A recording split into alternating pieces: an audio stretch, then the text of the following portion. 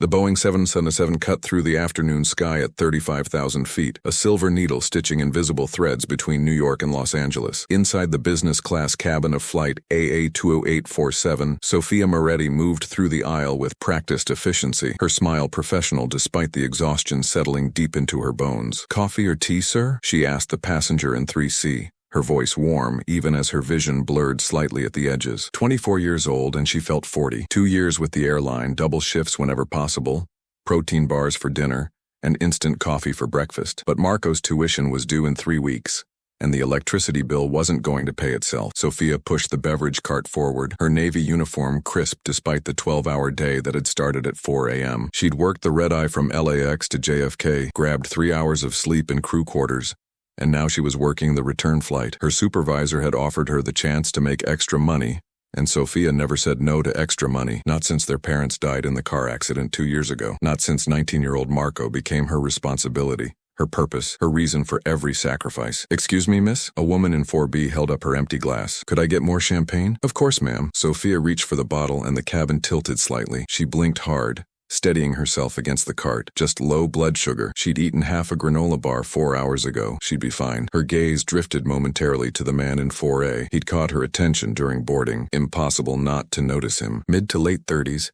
Expensive charcoal suit that probably cost more than her monthly rent. Dark hair precisely cut, and an air of absolute control that made other passengers unconsciously step aside when he moved down the aisle. 2 large men sat nearby, one in 4C across the aisle, another in 5A behind him. They had the look of men paid to watch, paid to protect. The passenger in 4A read the Wall Street Journal with focused intensity, occasionally making notes in the margin with a fountain pen that caught the overhead light. Sophia had learned not to ask questions about passengers like him. New York to LA business class saw plenty of powerful men who valued their privacy. She continued her service, moving through rows 5 and 6, her movements automatic. Smile, pour, collect, move. Smile, pour, collect, move. The cabin felt warmer than usual, or maybe that was just her. When had she last had water? Sophia, Marcus, the lead flight attendant, touched her elbow as she reached row 7. "You okay? You look pale." "Fine," she lied, the word automatic. "Just a long day." Marcus frowned, concern in his eyes. He was 45, had been flying for 20 years, and had a gift for reading his crew. "When did you last eat?" "I'm fine, Marcus." "Really?" She moved past him before he could press further, returning to the galley to prepare the next round of service. The cabin swayed. Turbulence, she told herself, though the seatbelt sign remained off. Sophia gripped the counter, waiting for the dizziness to pass. It didn't. She took a deep breath, loaded the cart with juice and water bottles, and headed back into the cabin. Just finish this service. Then she could sit down for 5 minutes in the jump seat. Just finish this service. Row 4 again. The man in 4A glanced up as she approached, and for a brief moment their eyes met. His were dark,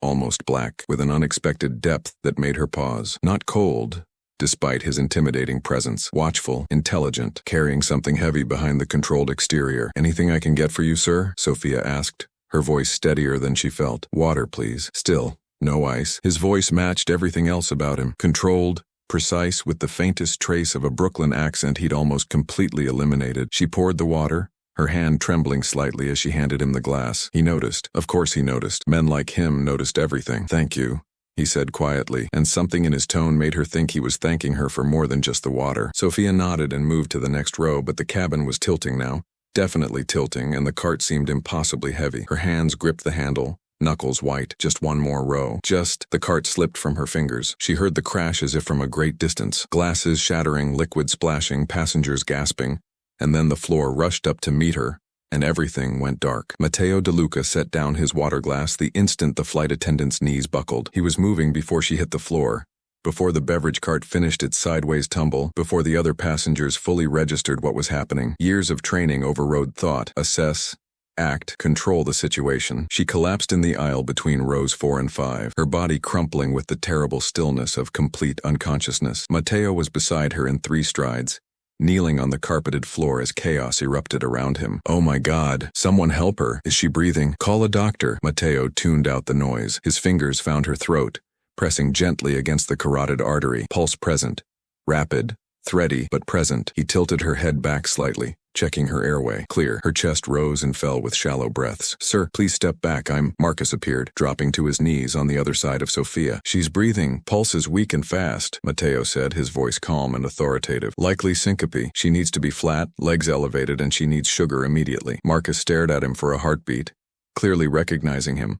Clearly not expecting this response. Are you a doctor? No, but I know what I'm doing. Matteo looked up at the gathering crowd of passengers, his gaze finding Luca standing in the aisle. You, get blankets from the overhead bins. He pointed at a woman in row 3. Get her some juice or soda, something with sugar. Now, the authority in his voice cut through the panic. People moved. Ladies and gentlemen, please return to your seats, Marcus announced, trying to regain control of his cabin. He spoke into his phone. This is Marcus in business class. We have a crew member down, requesting immediate assistance, and any medical professionals on board. Matteo barely heard him. He was arranging Sophia's legs, elevating them on the overturned cart, ensuring blood flow to her brain. Her skin was too pale, almost translucent, with dark circles under her eyes that makeup hadn't quite hidden. How long had she been running on empty? The blanket arrived. He covered her carefully, maintaining her body temperature. The juice came next, cranberry in a small plastic bottle. Matteo unscrewed the cap one-handed, keeping his other hand on her wrist, monitoring her pulse. Is there a doctor on board? Marcus repeated into the cabin address system. If there's a medical professional on this flight, please identify yourself immediately. Silence. Matteo wasn't surprised. In his experience, actual doctors rarely traveled on Wednesday afternoon flights from JFK to LAX. Sophia's eyelids fluttered. A small sound escaped her throat. Easy, Matteo said quietly, leaning closer. Don't try to sit up yet. You fainted. Just breathe. Her eyes opened, brown, confused, embarrassed. She tried to rise immediately, professional instinct overriding common sense. Matteo's hand on her shoulder, gentle but firm, kept her down. Not yet. Your blood pressure dropped. If you stand now, you'll go right back down. I'm fine. Her voice was weak, shaky. I need to finish my service. What you need is to stay still and drink this. He held the juice bottle where she could see it. Small sips. When did you last eat? Sophia blinked at him, clearly trying to place why this passenger was taking charge, why his voice carried such natural authority. This morning, I think. You think? Yesterday morning, she admitted, her voice barely above a whisper. I had a granola bar. Matteo's jaw tightened. 24 hours. This woman had been serving a cabin full of passengers for hours on an empty stomach. He glanced at Marcus, whose expression had shifted from panic to concern, to something like anger, not at Sophia, but at whatever circumstances had driven her to this. Can you sit up slowly? Matteo asked, his voice softening. I'll help you. He supported her back as she rose to a sitting position, moving with careful control to prevent another pressure drop. The cabin had quieted, passengers watching this unexpected scene. The impeccably dressed man in the expensive suit tending to the collapsed flight attendant with surprising gentleness. Matteo was aware of the stares. He was always aware of the stares, but for once he didn't care about maintaining his carefully constructed image. Sophia took a shaky sip of juice, then another. Color began returning to her cheeks. Slowly, like sunrise creeping over a pale horizon. That's it, Matteo encouraged. Keep drinking, your blood sugar's in your shoes. Behind him he heard Luca's quiet voice. Boss, people are watching. Let them watch, Matteo said without turning around. Another flight attendant arrived.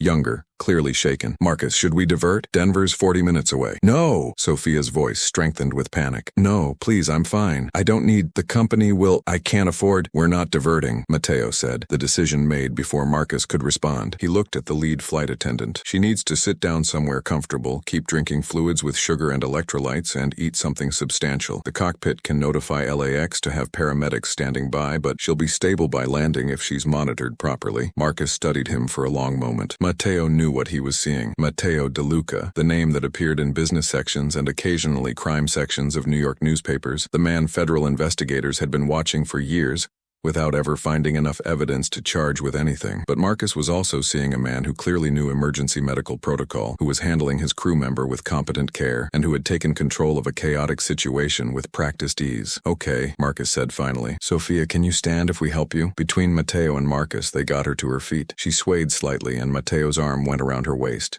steadying her. She was small, he realized, barely reaching his shoulder, and far too thin. How long had she been sacrificing her own health for whatever responsibility was driving her? They guided her to the jump seat near the galley. Matteo knelt in front of her while Marcus grabbed the first aid kit and emergency supplies. Keep drinking, Matteo instructed, watching her carefully for any signs of another faint. I need you to finish that entire bottle, then we'll get you some water and something to eat. I'm supposed to be serving you, Sophia said, attempting a weak smile. This is so embarrassing. This is the consequence of not taking care of yourself, Matteo replied, but his tone was gentle, not harsh. When did you last have a full meal? She looked away, color rising in her cheeks. From embarrassment now, not from improved circulation. I work a lot. Sometimes I forget. You don't forget to eat for 24 hours. You choose to skip meals because something else is more important. Matteo recognized the pattern because he'd seen it before, in another young woman who'd put everyone else's needs before her own, until her body simply gave out. Sophia's eyes met his, surprised by his perception. My brother, she said quietly. His tuition is due. I took extra shifts, of course. Matteo felt something twist in his chest. Familiar, painful, self-sacrifice for family. He understood that language fluently. Marcus returned with a protein box from first class. Cheese, crackers, fruit, nuts. Eat this, all of it. That's not a request, Sophia. It's a direct order from your supervisor. Marcus, I can't. That's for paying passengers. Eat it. Marcus's voice was firm but kind. I'll handle the paperwork. Matteo stood, giving her space but not leaving. He pulled a business card from his wallet, wrote something on the back, and handed it to Marcus. My personal number. Call me if her condition changes before landing. And make sure those paramedics actually check her properly, not just clear her, because the airline wants to avoid paperwork. Marcus took the card, glanced at it, and his eyebrows rose slightly. But he nodded. I will. Thank you, Mr. DeLuca. Matteo returned to his seat, aware of every eye in the cabin, tracking his movement. Across the aisle, Luca leaned in, voice barely above a whisper. Boss, what the hell was that? Someone needed help. You don't help people. Not in public, not where it gets noticed. Luca gestured discreetly toward several passengers holding phones. This is going to be everywhere. Matteo knew he was right. In the age of smartphones and social media, nothing stayed private. By the time they landed, the footage would be viral. Notorious mob boss shows unexpected compassion at 35,000 feet. His reputation was built on controlled distance, on being seen but never truly known. This moment of exposure would complicate things. But as he glanced back toward the galley where Sophia sat eating slowly, mechanically, like someone who'd forgotten how to do even that properly, Matteo found he didn't regret it. 20 years ago, he'd held his sister Juliana in his arms, helpless as she faded, not recognizing the signs of the leukemia that was stealing her life until it was too late. He'd made a promise at her funeral, never again, never be helpless when someone needed help. He'd kept that promise in ways Juliana never could have imagined, in ways that would have broken her heart. But in this moment, at least, he'd kept it the way she would have wanted. The captain's voice came over the intercom. Ladies and gentlemen, we're beginning our descent into Los Angeles. Current weather is clear. 72 degrees. We should be on the ground in approximately 90 minutes. Matteo looked out the window at the expanse of clouds below, golden in the afternoon sun. 90 minutes until landing. 90 minutes until he could make sure that young woman was properly cared for, until he could ensure she wouldn't go back to starving herself for someone else's sake. His phone buzzed.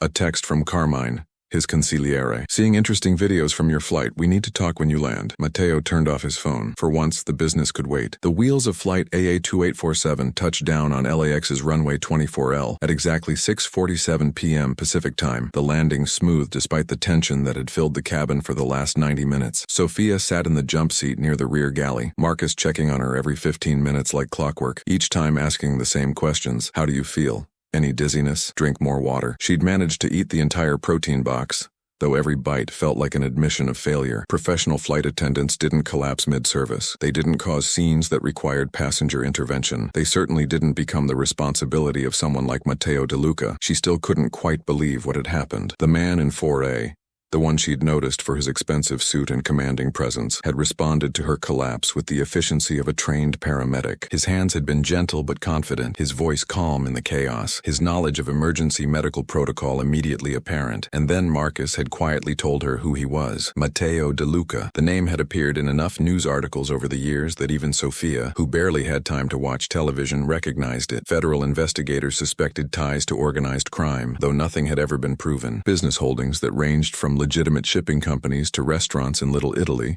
that probably weren't entirely legitimate. A family name that carried weight in certain circles. The kind of man she should be afraid of. Except she'd seen his eyes when he knelt beside her, seen something in them that had nothing to do with his reputation and everything to do with genuine concern, like he'd been somewhere dark before and refused to let someone else fall into that same darkness. The plane taxied to the gate. Through the window, Sophia could see two paramedics waiting on the jetway, their ambulance parked nearby with lights off. Her stomach dropped. Marcus, I can't go to the hospital. she said quickly as he approached. I don't have insurance that covers emergency services and I'm fine now, really. They're just going to check your vitals, Marcus assured her. Mr. DeLuca was very specific about that. No transport unless medically necessary. Mr. DeLuca had been specific. Of course he had. The passengers began deplaning. Sophia stayed seated as instructed, watching them file past. Some glanced at her with concern, others with curiosity. One teenager gave her a thumbs up, calling out, "Feel better," as he passed. Then Matteo appeared, his two companions flanking him. He stopped at her seat, and up close Sophia realized how tired he looked despite his composed exterior. Fine lines around his eyes, tension in his jaw.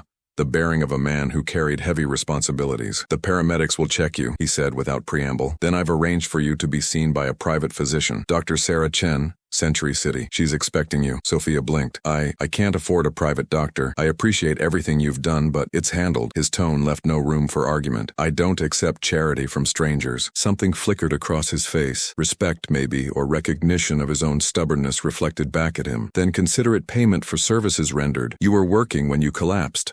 Workers' compensation. That's not how workers' comp works." "Then consider it me being selfish," Matteo said, his voice dropping lower. "I need to know you're actually okay, not just cleared to avoid paperwork. Humor me." Behind him, one of his men, the one Marcus had used to get blankets, shifted uncomfortably. "Boss, we need to move. Carmine's waiting." Matteo ignored him completely, his attention remaining fixed on Sophia. "Will you see the doctor?" She should say no, should thank him politely and go home to her tiny apartment in Koreatown, take some iron supplements from the drugstore, and sleep for 12 hours. Should maintain the professional distance appropriate between a flight attendant and a passenger. But something in his expression stopped her, a kind of desperate need to see this through, to ensure she was truly safe. Like if he didn't, he'd carry it with him. "Okay," Sophia said quietly. "I'll see the doctor." Relief crossed his features, quickly controlled. "Good, I'll ride with you." "Mr. DeLuca, that's really not—" "It's Matteo, and it's not up for discussion." The paramedics entered the plane, professional and thorough. They checked her blood pressure, low but stable, her pulse, her oxygen levels, her pupils, asked the standard questions about medical history, medications, allergies. Sophia answered honestly, watching Matteo watch her from a few feet away, his attention absolute. "Blood pressure's 95/60, the female paramedic, whose name tag read Chen,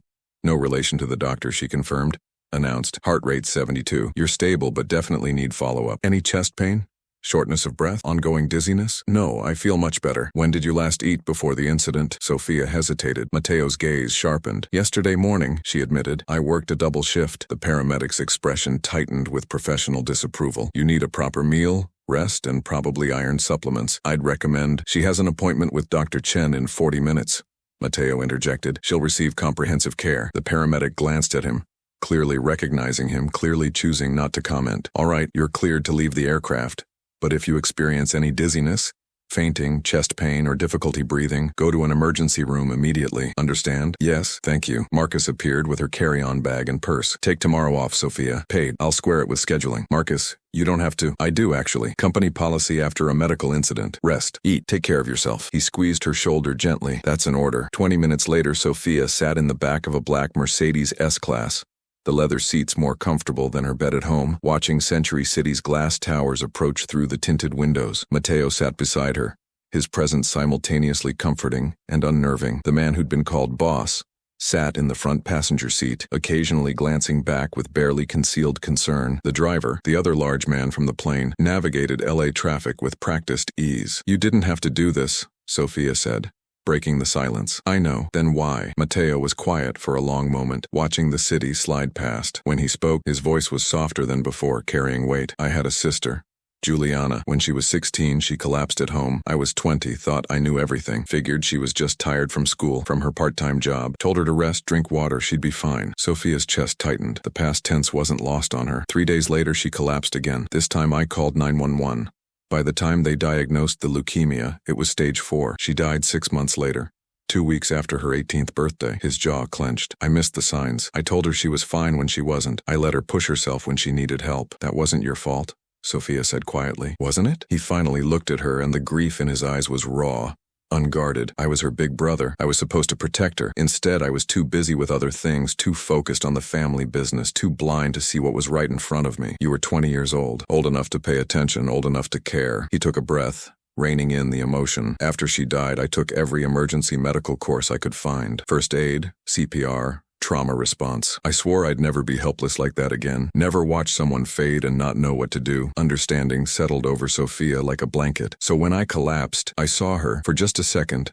I saw Juliana on that apartment floor, and I refused to let history repeat itself. His voice steadied. You're not my responsibility. I know that, but I need to know you're actually okay. I need to know someone checked properly, that you're not going back to skipping meals and working yourself to death because you think you have no other choice. Sophia felt tears prick her eyes. My brother Marco is at UCLA. Pre-med, full scholarship, but it doesn't cover everything. Books, housing, food, emergencies. Our parents died 2 years ago. Car accident. I'm all he has. So you sacrifice yourself. So I do what's necessary. There's a difference, Matteo said, between doing what's necessary and destroying yourself. Trust me. I'm an expert at not knowing where that line is. The car pulled up to a sleek medical building, all glass and steel and discreet elegance. The kind of place where celebrities and executives received care away from public hospitals and prying eyes. Inside, the lobby was quiet. Expensive art on the walls, soft lighting, and a receptionist who smiled at Matteo with clear familiarity. Mr. DeLuca, Dr. Chen is ready for you in Suite 302. Thank you, Maria. They took a private elevator to the 3rd floor. Sophia felt increasingly out of place in her wrinkled uniform, her cheap work shoes,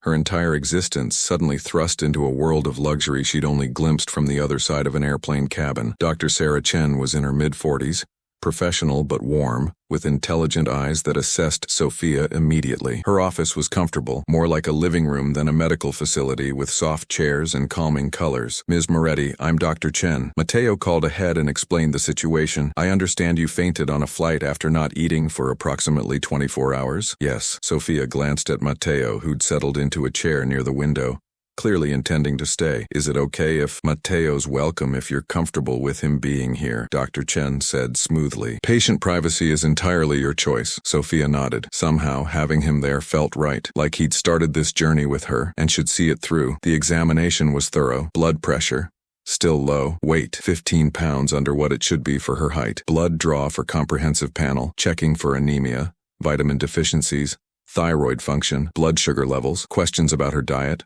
her work schedule, her stress levels, her medical history. Sophia answered honestly, watching the doctor's expression grow increasingly concerned. When did you last have a complete physical?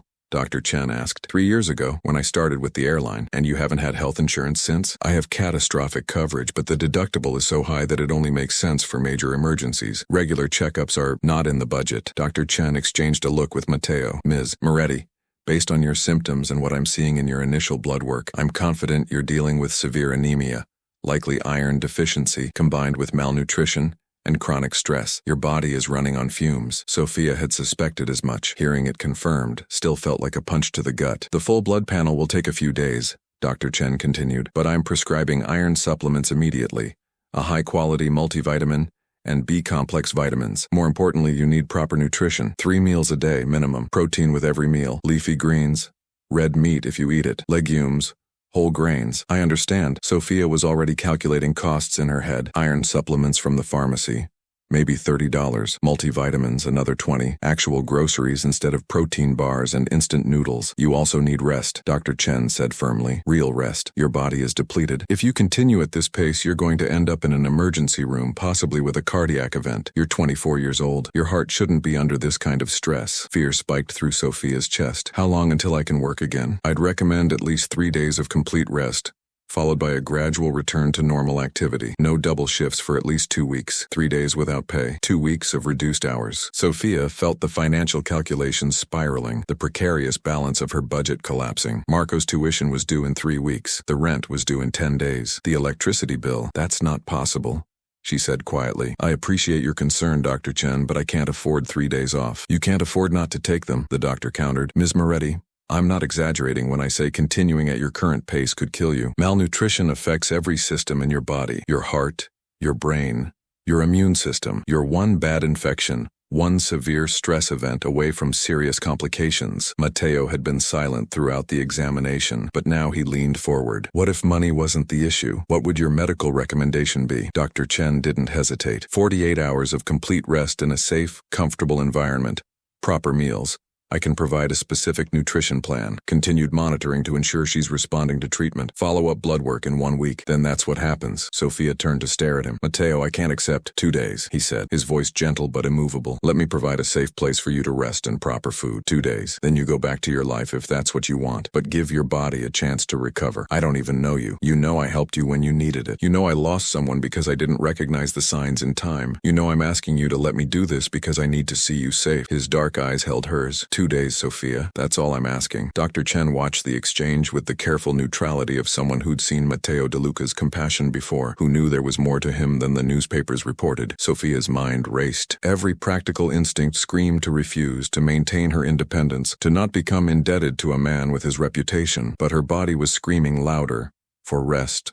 For food. For someone else to carry the weight for just a moment. And beneath it all, she heard the truth in his words. He needed this, needed to help someone when he'd been unable to help his sister, needed to keep a promise made at a funeral 20 years ago. Just 2 days, she said finally. And then I handle things myself. 2 days, Matteo agreed. Dr. Chen smiled, professional mask slipping just enough to show approval. I'll have the prescriptions sent to the pharmacy downstairs, along with a detailed nutrition plan. Matteo knows how to reach me if there are any concerns. Ms. Moretti, please take this seriously. Your health isn't something to gamble with. I will. Thank you, Dr. Chen. The Four Seasons Hotel rose against the Century City skyline, a monument to luxury Sophia had passed 100 times, but never imagined entering. The lobby alone was larger than her entire apartment, all marble and crystal and hushed elegance. Matteo moved through it like he owned it, which, for all Sophia knew, he might. The staff greeted him by name. The manager personally escorted them to a private elevator that required a keycard to access. Mr. De Luca, your usual suite is prepared. I took the liberty of arranging for room service to have the items you requested standing by. Thank you, Richard. The elevator opened directly into the suite on the 22nd floor.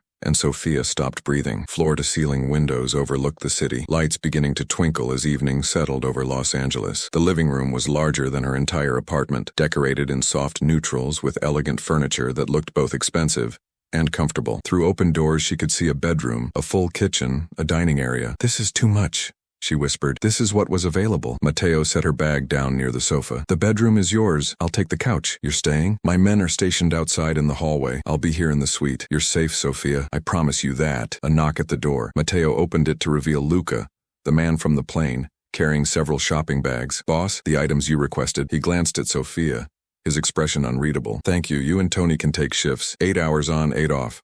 No one gets past you without my authorization. Understood. Luca's eyes returned to Sophia. Miss, if you need anything, we're right outside. After he left, Matteo brought the bags to the kitchen counter. Dr. Chen's pharmacy sent the supplements and vitamins. I had the hotel prepare some things for tonight. Soup, bread, fruit, yogurt. Nothing heavy, but nutritious. Are you hungry? Sophia realized she was actually hungry, not just numbly eating because she knew she should. Yes. He moved through the kitchen with surprising comfort, heating the soup, arranging bread and fruit on a plate, pouring water, domestic actions that seemed at odds with everything she knew about him. They sat at the dining table, the city sprawling below them, and Sophia ate slowly, properly, for the first time in weeks. Can I ask you something? She said after a while. Of course. Why do you do this? Help people, I mean. Dr. Chen clearly knows you. The hotel staff treats you like family. This isn't the first time you've, she gestured vaguely, done something like this. Matteo was quiet, considering his answer. After Juliana died, I was angry at the world, at God, at myself. I threw myself into the family business, became exactly what my father wanted me to be. Ruthless, controlled, successful by the metrics that matter in my world. He paused, staring at his water glass. But sometimes I'd see someone who reminded me of her. Someone struggling, someone vulnerable, someone about to fall through the cracks, and I couldn't just walk past. I'd make a call, arrange help, throw money at the problem. Anonymous donations, connections made, opportunities created. It became a pattern, trying to save her by saving others, Sophia said softly. Maybe, or trying to prove I'm more than the worst things I've done. He met her eyes. I'm not a good man, Sophia. Don't mistake kindness for virtue. I've made choices that would horrify you. Hurt people, destroyed lives when it served my purposes. The newspapers have it right. Even if they can't prove it, then why tell me? Because you deserve honesty. Because you're sitting in a hotel suite with a stranger, trusting me based on one act of compassion, and that trust should be informed. His voice was steady, unflinching. I'm helping you because I want to, because I can, because it might be the only good thing I do this month. But don't confuse me with a hero. Sophia studied him, this complicated, contradictory man who'd knelt beside her on an airplane floor with the tenderness of a healer, and spoke now of violence and destruction with the same calm certainty. I think, she said carefully, that people are more than the worst things they've done, and maybe also more than the best things. Maybe we're just, all of it, trying to figure out which version wins. Something shifted in Mateo's expression. Surprise, maybe, or recognition. Maybe, he agreed quietly. Her phone buzzed. A text from Marco. Saw the news. Flight attendant collapsed on a plane. That you? Call me. Sophia's stomach dropped. The news? Mateo pulled out his own phone, tapped a few times, and turned it toward her. A video was playing. Grainy cell phone footage from the airplane showing her collapse and Mateo's immediate response. The caption read, Matteo De Luca, alleged mob boss, shows unexpected compassion at 35,000 feet. 2 million views. 3 million. 5 million. Oh God, Sophia breathed. Marco's going to freak out. My supervisor is going to. The airline, already handled, Mateo said calmly. I had my lawyer contact the airline 2 hours ago. They're releasing a statement praising the quick response of passengers and confirming you received immediate medical care. No mention of your name, no invasion of your privacy. As far as the public knows, you're just a flight attendant who received assistance. Your identity is protected. Sophia stared at him. You thought of everything. I tried to. He stood, gathering the dishes. You should rest. The bedroom has everything you need. I'll be out here if you need anything. She wanted to argue, to insist she could handle her own problems, to maintain some semblance of independence, but exhaustion was pulling at her like a tide, and the bed visible through the doorway looked like paradise. Mateo? He turned. Thank you. Really. I don't know why you're doing this, but thank you. Get some rest, Sophia. We'll figure out the rest tomorrow. She retreated to the bedroom, a space more luxurious than anywhere she'd ever slept, with sheets that probably cost more than her monthly rent. But as she sank into the mattress, her body finally releasing the tension it had carried for months, Sophia found she didn't care about the luxury. She cared that for the first time in 2 years, someone else was carrying the weight. Just for 2 days, just long enough to breathe. Sophia woke to sunlight streaming through floor-to-ceiling windows and the disorienting realization that she had no idea where she was. Then memory returned. The plane, the collapse, Matteo De Luca, the Four Seasons suite, and she sat up too quickly, head spinning slightly before stabilizing. The bedside clock read 9:47 a.m. She'd slept for 13 hours straight. The smell of coffee and something sweet drew her from the bedroom. In the suite's living area, she found a rolling cart laden with breakfast, fresh fruit, yogurt parfait, croissants, scrambled eggs, bacon, and a silver coffee service that probably cost more than her weekly grocery budget. A note in precise handwriting rested against the coffee pot. Eat. Doctor's orders. I'm in the next room if you need anything. M. Sophia poured coffee, added cream, and took her first sip of something that wasn't instant or from a gas station in weeks. It tasted like heaven. She was halfway through a croissant when her phone erupted with notifications. 17 missed calls from Marco, 32 text messages, 6 voicemails, and a flood of social media alerts she didn't understand until she started reading. Flight attendant collapse video reaches 15 million views. Matteo De Luca's unexpected heroism goes viral. Who is the mysterious flight attendant? Internet sleuths investigate. De Luca family responds to viral moment. Our son has always had a compassionate heart. Her hands trembled. 15 million people had watched her collapse, watched Matteo kneel beside her, watched the most vulnerable moment of her life become entertainment. The suite door opened. Matteo entered carrying a leather folder, dressed more casually today. Dark jeans, black t-shirt, but still radiating that controlled authority. He took one look at her face and set the folder down. You saw the coverage. 15 million views, Matteo. 15 million people watching me. Her voice cracked. He sat across from her, his presence somehow grounding. I know. I'm sorry. I should have warned you it would get bigger overnight. The internet loves unexpected humanity from people like me. People are trying to find out who I am. There are Reddit threads, Twitter investigations. She scrolled frantically through her phone. Someone posted a photo of me in uniform from the airline's website. My full name. Oh God, they're going to find Marco. They're going to... Sophia, look at me. Mateo's voice cut through her panic. The folder I just brought in, that's from my lawyer. Cease and desist letters ready to send to anyone who publishes identifying information about you without consent. Injunctions prepared for social media platforms. Your airline has already scrubbed their website of crew photos and information. Marco's university records are being locked down as we speak. You can do that? I can do a lot of things when I'm motivated. His expression was serious. But I can't stop the speculation entirely. The video is out there. Your face is visible. Eventually, someone will connect the dots. Sophia set down her coffee, appetite gone. So what do? You let me protect you until the media cycle moves on. Usually takes about a week for the internet to find something new to obsess over. He paused. I also need to tell you something. The airline called this morning. They want to put you on paid administrative leave for 2 weeks while things settle down. It's not punitive. They're concerned about your safety and privacy. 2 weeks without work? The financial implications crashed over her. Marco's tuition is handled. Sophia stared at him. What did you do? Matteo met her gaze steadily. I made a donation to UCLA's financial aid office. Anonymous, earmarked for students with demonstrated need in pre-med programs. Marco's advisor will reach out to him about newly available funding. He'll never know it came from me unless you tell him. I can't let you. She stood abruptly, pacing to the windows. Los Angeles sprawled below, indifferent to her crisis. You can't just throw money at my problems. Why not? I have more money than I'll ever need and you need help. Where's the complexity? The complexity is that I don't know what you want in return. The words burst out sharper than she intended. Nobody does this without wanting something. Nobody just helps a stranger this much without an agenda. Mateo was quiet for a long moment. When he spoke, his voice was soft but carrying an edge of old pain. My sister died because I didn't help enough when it mattered, because I was too focused on what things cost instead of what they were worth. I have a chance to keep someone else's brother in school, to make sure someone else's sister doesn't destroy herself trying to hold everything together alone. What agenda could possibly be more important than that? Sophia turned to face him, and something in his expression made her throat tight. Raw honesty, grief that hadn't healed in 20 years. A man trying to save people he'd never meet in an attempt to save the one person he'd lost. I'm not your sister, she said gently. I know, but maybe helping you helps her memory mean something more than just pain. He stood, maintaining distance. You don't owe me anything, Sophia. Not gratitude, not obligation, nothing. When these 2 weeks are over, you can walk away and never think of me again. That's your right. But while the media storm is active, let me keep you safe, please. Before she could respond, rapid knocking sounded at the suite door. Mateo's entire demeanor shifted, relaxed to alert in a heartbeat. He moved to the door, checked the peephole, and his jaw tightened. Stay here, he said quietly, then opened the door. A young man pushed past Luca's attempt to block him, eyes wild and furious. Marco, where is she? Where's my sister? Marco's gaze found Sophia across the room. Soph, what the hell is going on? You collapsed on a plane with a mob boss and now you're what? Staying in his hotel suite? Marco, calm down. Calm down? I saw the video. Everyone saw the video. My roommate asked if my sister was dating Mateo DeLuca. He whirled on Mateo. What are you doing with her? What do you want? Mateo held up both hands, non-threatening. Your sister needed medical care and a safe place to rest. That's all this is. Bullshit.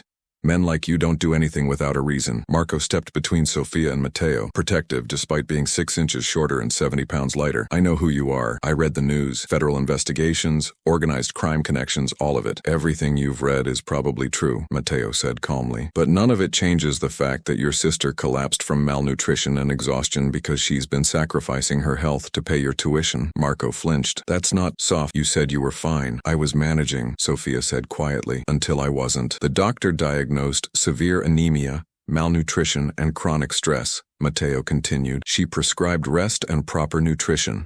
I'm providing both. That's the entirety of my agenda. You expect me to believe you're doing this out of kindness? Marco's voice dripped skepticism. A man with your reputation? I expect you to believe I'm doing this because I watched my sister die from an illness I didn't recognize in time, and I refuse to watch someone else's sister fade away when I have the means to help. Mateo's voice remained level, but something fierce burned beneath it. You can think whatever you want about me, Marco. You can hate me, distrust me, tell Sophia to leave right now. That's your right as her brother. But know that if she walks out that door, she's going back to skipping meals and working double shifts and destroying her health for your future. Is that what you want? The words hit like a physical blow. Marco's anger crumbled into guilt and confusion. Soph, I didn't know it was that bad. Why didn't you tell me? Because you have enough to worry about. Sophia moved to her brother, taking his hands. Your grades, your research position, your future. I didn't want you carrying my problems too. Your health isn't a problem, it's... Marco's voice broke. God, Soph, I'm so sorry. It's not your fault. It is if you're killing yourself to keep me in school. He turned back to Mateo, some of the fight gone but wariness remaining. Why do you really care? You don't know us. We're nobody to you. Mateo was silent for a moment, and when he spoke, his voice carried the weight of absolute truth. 20 years ago, my sister Juliana died of leukemia.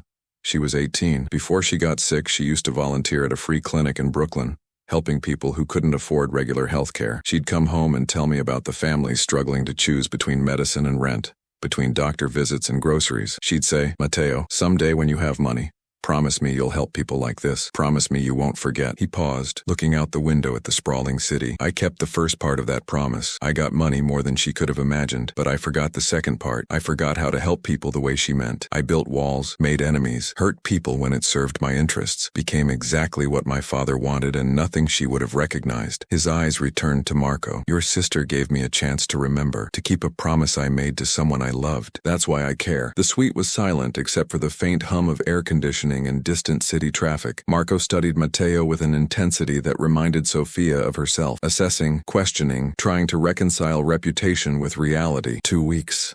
Marco said finally. 2 weeks of paid leave while the media attention dies down. Then she goes back to her normal life. No strings, no obligations, no debts. Agreed. And I want updates. Every day. I want to know she's okay. You can visit whenever you want, Matteo said. My men have your photo now. They won't stop you at the door. Marco nodded slowly, then pulled Sofia into a fierce hug. I'm sorry, he whispered. I'm so sorry I didn't see how bad things were. You were supposed to focus on school. That was the plan. The plan was supposed to be us taking care of each other. He pulled back, wiping his eyes. New plan. I'm cutting back to part-time next semester. Getting a job. You're not doing this alone anymore. Marco, not negotiable, Soph. He kissed her forehead. I love you, and I'm not letting you destroy yourself for me. Not anymore. After Marco left, with promises to call daily and visit within 48 hours, Sofia sank onto the sofa, emotionally exhausted. Matteo gave her space, moving to his laptop at the dining table, allowing the silence to settle comfortably. An hour passed. Sofia ate more breakfast, showered in a bathroom with more amenities than her entire apartment, and emerged feeling almost human. Her phone buzzed, a text from an unknown number. Saw the video. Heard you're staying at Four Seasons. Want to give an interview? $50,000 for exclusive story. TMZ. Her hands went cold. Matteo? He was beside her immediately. Read the text. His expression darkened. Give me your phone. Within minutes, he'd blocked the number, adjusted her privacy settings, and made 2 calls, one to his lawyer, one to hotel security. TMZ will have a cease and desist letter within the hour. Hotel security is doubling corridor monitoring. No one gets near this floor without authorization. This is insane, Sofia breathed. I'm nobody. I'm just a flight attendant who fainted. Why does anyone care? Because I'm involved. Matteo's voice was grim. I'm a story. Ruthless mob boss shows unexpected humanity. That's clickbait gold. And you're the human interest angle, the struggling young woman, the sacrificing sister, the medical crisis. It's a perfect narrative. I hate this. I know. I'm sorry. He hesitated, then said quietly, there's something else you should know. My mother wants to meet you. Sofia's head snapped up. What? Lucia De Luca. She saw the video, called me 6 times yesterday, and sent 17 text messages. A slight smile touched his mouth. She's convinced that any woman who brought out my humanity on national television must be extraordinary. Her words, not mine. Matteo, I can't meet your mother. This isn't...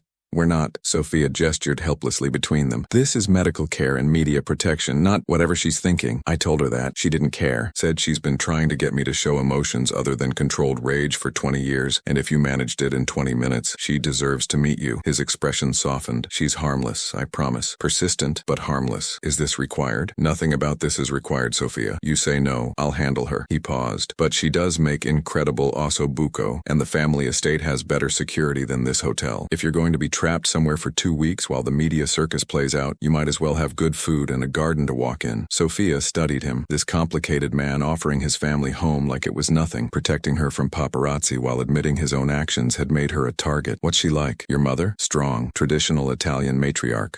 Ruled her household with an iron fist wrapped in marinara sauce. She hated what my father turned me into, hated the business, but loved her children too much to leave. Matteo's voice carried complicated layers of affection and regret. After Juliana died, she tried to pull me back from the edge, mostly failed, but she never stopped trying. And your father? Dead. Heart attack 8 years ago. Probably the stress of knowing the FBI was 3 steps behind him at all times. No emotion in Matteo's voice.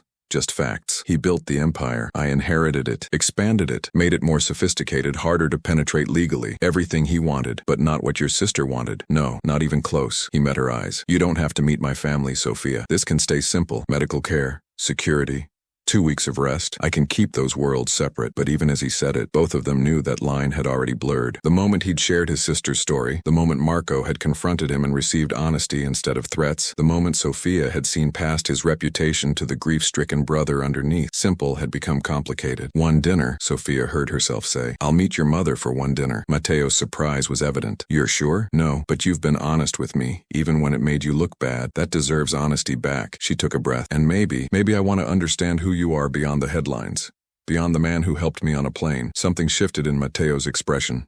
Hope, maybe, or the fragile beginning of trust. Okay, I'll arrange it for tomorrow evening. Fair warning, she'll ask invasive questions, comment on your weight, and try to send you home with enough food to feed a small army. Sounds like she and Marco will get along perfectly. The comment surprised a genuine laugh from him. Brief, rusty, like he didn't do it often, but real. Sofia's phone rang, the airline's HR department. With Matteo's quiet support in the background, she navigated the conversation about paid leave, media protocols, and return-to-work procedures. Everything professional, everything by the book, but underlying it was the clear message: stay out of sight until this blows over. When she hung up, Matteo was already at his laptop typing rapidly. "What are you doing?" "Checking on the media coverage, seeing if we need to adjust security protocols." He paused, expression darkening. "And it looks like we do. Someone leaked the Four Seasons location. Paparazzi are setting up outside." As if on cue, Sophia's phone lit up. Not a call, but a social media alert. Someone had posted a photo taken from a building across the street. Long lens, zoomed in, capturing her silhouette in the suite's window. Caption: "Mystery flight attendant spotted at luxury hotel with DeLuca. Romance or protection?" "That's it," Matteo said, voice hard. "We're moving you to the estate tonight. Better security, private property, easier to control access." "Matteo, this isn't negotiable anymore, Sophia. They found you. They're watching you. The next step is them camping outside, shouting questions, following you if you try to leave. You wanted to know what I am beyond the headlines? This is part of it. When I decide someone needs protecting, I have the resources to actually do it. Let me." Sophia looked at the photo of herself, a stranger's invasion of her privacy, her safety, her peace. Looked at Matteo standing there with controlled fury on her behalf, ready to mobilize resources she couldn't imagine to keep her secure. She should be terrified, should be running from this man and his complicated world and his family estate and everything that came with accepting his help. Instead, she felt something she hadn't felt in 2 years. "Safe." "Okay," she said quietly. "The estate." Matteo nodded, already pulling out his phone. "I'll have everything arranged within the hour. Pack whatever you need. We'll get you out through the service entrance. Avoid the cameras. You've done this before, more times than I can count." He paused mid-dial. "But never for someone like you." "Someone like me?" "Someone who sees me as a person first and a reputation second. Someone who questions my motives and demands honesty. Someone who—" He stopped, something vulnerable flickering across his features before the mask returned. "Someone worth protecting." An hour later, Sophia was in the back of the Mercedes again, slipping out of the Four Seasons underground parking garage while paparazzi waited at the main entrance. Matteo beside her, his presence solid and reassuring. Luca driving, taking a route designed to lose any tails. Her phone showed the internet exploding with speculation. Theories about their relationship, debates about his motives, conspiracy theories about elaborate schemes. 15 million views had become 20 million. The story wasn't dying, it was growing. "How long before people lose interest?" she asked. "Depends on what else happens in the news cycle. Celebrity scandal or political crisis could divert attention immediately, or this could run for weeks." Matteo's expression was apologetic. "I'm sorry I dragged you into this. You saved my life. I think I can handle some nosy internet strangers. You shouldn't have to handle any of it." Sophia watched Los Angeles slide past through tinted windows, her city, suddenly feeling foreign and dangerous. "Your sister?" she said softly. "Juliana. What was she like?" Matteo was quiet so long she thought he wouldn't answer. Then, stubborn, idealistic. "She believed in people even when they didn't deserve it. Used to drag me to volunteer at soup kitchens when we were kids, make me read to patients at hospitals, collect donations for causes she'd discovered that week." His voice warmed with memory. "Drove me crazy. I was trying to be tough, prove myself to our father, and she was trying to save the world one person at a time. She sounds amazing." She was, and I spent so much time trying to be what everyone else wanted that I barely appreciated her until she was gone. He looked at Sophia. "Don't do that. Don't sacrifice so much of yourself for others that you forget who you are underneath the sacrifice." "Is that what you did?" "Every single day for 20 years. His honesty was stark, until a flight attendant collapsed at my feet and reminded me that some things matter more than reputation or power or control, like keeping promises to people you loved, like being the person they believed you could be, even if you're not sure that person exists anymore." The car turned onto a private road,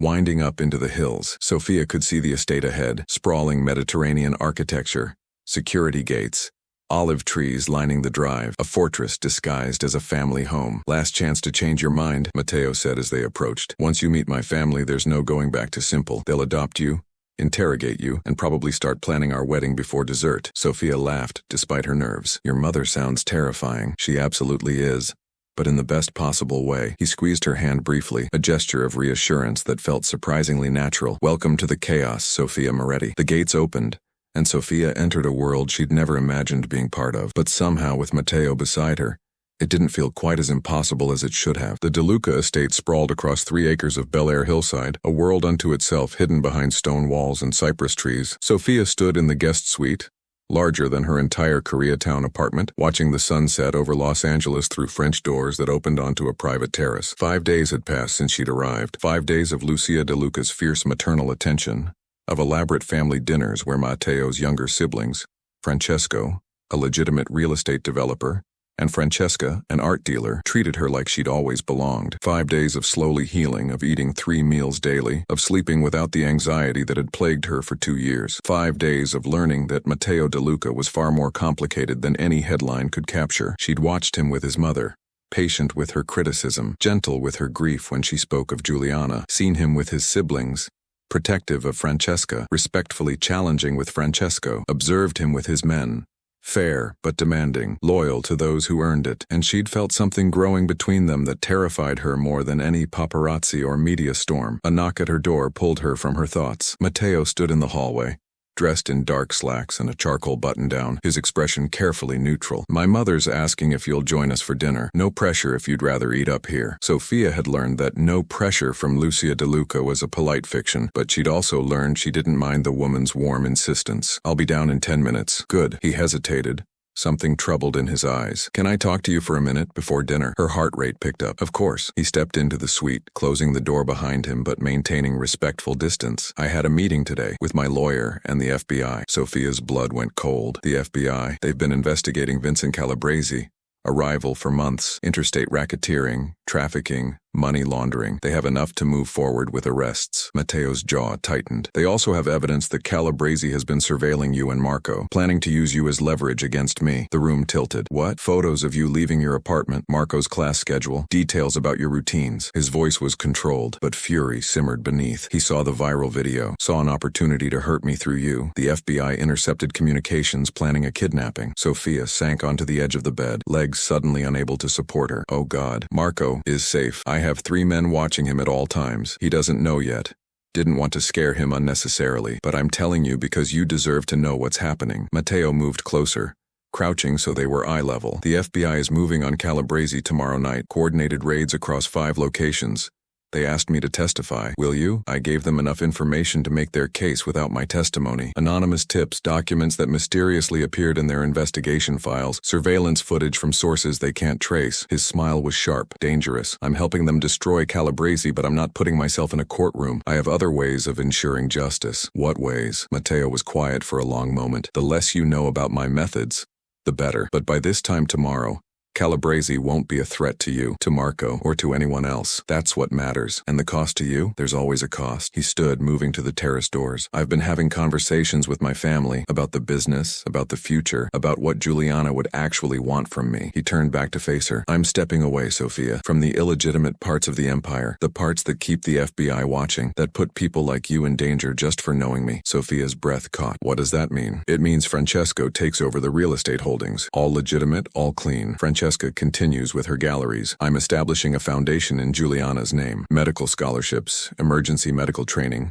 funding for community health clinics." His voice softened. "The things she actually cared about, the promises I should have kept 20 years ago. Your father's business. My father's dead, and I'm tired of living his life instead of mine." Matteo's honesty was raw, unguarded. "I'm tired of being someone my sister wouldn't recognize. Tired of making choices that require hiding in shadows. Tired of being feared instead of trusted." "This is because of me," Sophia whispered. "This is because of what you represent. A chance to be better, to choose the harder path that actually leads somewhere worth going." He crossed to her, kneeling again. "You see me, Sophia. Not the reputation, not the power, not the money. Just me. The broken parts I usually hide. The grief I pretend doesn't exist. The man trying to figure out who he is when he's not being what everyone else expects." "I see someone brave enough to change," Sophia said, her hand finding his. "Someone choosing redemption even when it costs everything familiar. I don't know if I can be the man you think I am. I don't know what man I think you are, but I'd like to find out." The admission terrified her, but it was true. Somewhere between the airplane and this moment, Matteo had become more than her protector. He'd become someone she cared about, someone whose redemption mattered not just for him,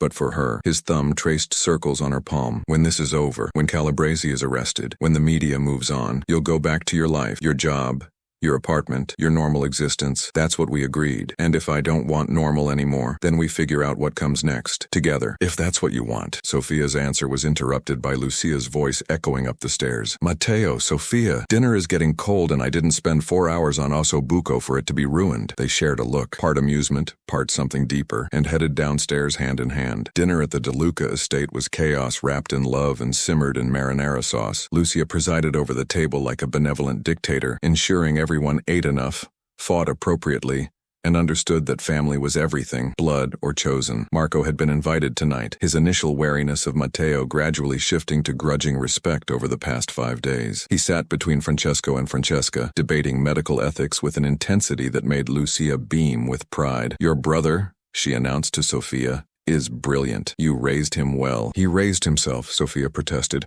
"I just kept the lights on." "You kept his world stable when everything fell apart," Matteo said quietly beside her. "That's not nothing." Under the table, his hand found hers again. It was becoming a habit, these small touches, these moments of connection that felt both inevitable and impossible. After dinner, Marco pulled Sofia aside on the terrace while the others argued over espresso and sambuca. "I got a call today," he said, voice tight with emotion, "from the financial aid office. Full scholarship for the rest of my degree. Medical school funding guaranteed through a new donor program." His eyes searched hers. "Please tell me you didn't." "It wasn't me, I swear." "Technically true. Someone established a program for pre-med students. You qualified, that's all." Marco wasn't stupid. His gaze drifted to where Matteo stood inside, talking with Francesco. "He did this. Would it matter if he did? A month ago I would have said yes. Would have been too proud to accept anything from a man like him." Marco's voice cracked. "But I saw you, Soph. Really saw you for the first time in years. How thin you'd gotten. How exhausted. How much you were sacrificing for me. And I hate that it took a stranger's intervention for me to notice. You had your own life to manage. You're my sister. You should have been part of that life.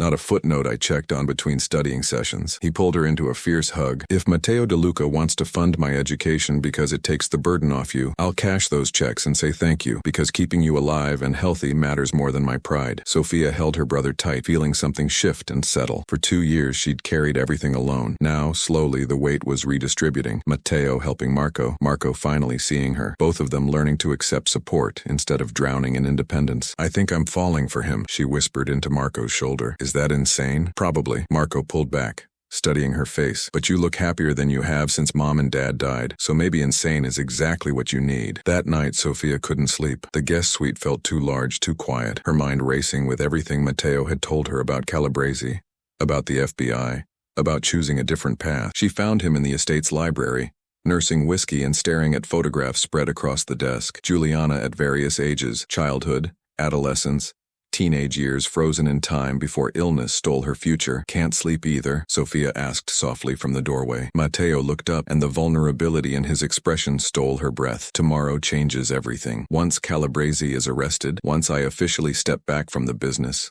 there's no going back. I become someone new, or someone old, depending on how you look at it. The person Juliana wanted you to be, the person I should have been all along." He gestured to the photos. "I was looking at these, trying to remember what she said to me before she died. She was so weak, barely conscious, but she grabbed my hand and made me promise something." "What?" "Help people, Matteo.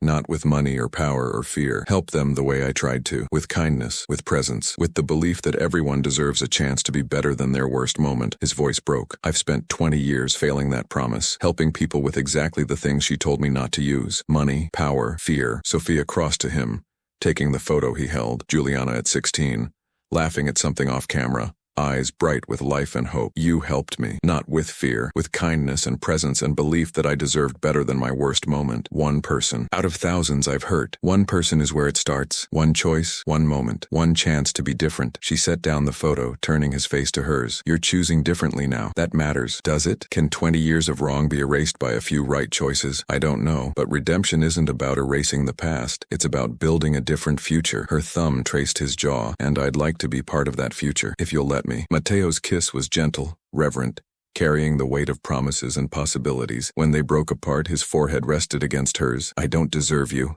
he whispered. "Good thing I'm not a reward you have to earn. I'm a person who chooses to care about you despite your complicated past and uncertain future." Sofia smiled. "Get used to it, De Luca." The next evening, the FBI moved on Calabrese with military precision. Raids across 5 locations, dozens of arrests.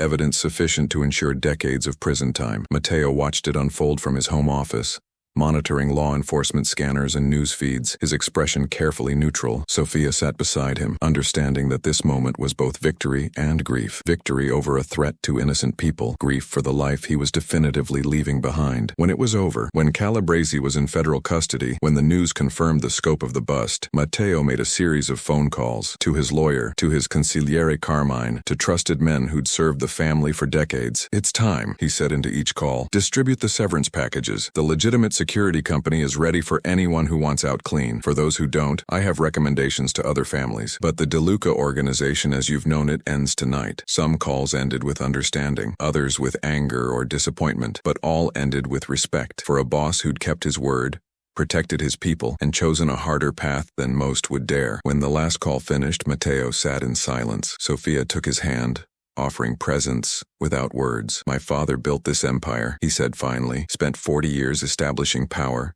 territory, reputation. I just dismantled it in 40 minutes. You didn't dismantle it, you transformed it. There's a difference. Is there? Right now, I feel like I just destroyed everything he worked for. You freed yourself from everything he forced on you, Sophia countered. That's not destruction, that's liberation. Matteo pulled her close, burying his face in her shoulder. I'm terrified I don't know who I am without it. Then we'll figure it out together. One day, one choice, one moment at a time. 6 months later, Sophia adjusted her badge. Sophia Moretti, RN, Pediatric Oncology, Cedars-Sinai Medical Center, and smiled at the young girl in the hospital bed. Okay, Emma, I need you to be brave for just a minute while I check your IV, okay? Emma, 8 years old and fighting leukemia, nodded seriously. My dad says you're the nicest nurse here. Your dad is very kind. Sophia checked the IV line with practiced efficiency, her nursing degree finally complete after years of part-time studying. The Juliana DeLuca Foundation Scholarship had covered her final semester, along with 200 other students pursuing medical careers. Footsteps in the hallway made her look up. Matteo entered carrying books and a stuffed elephant,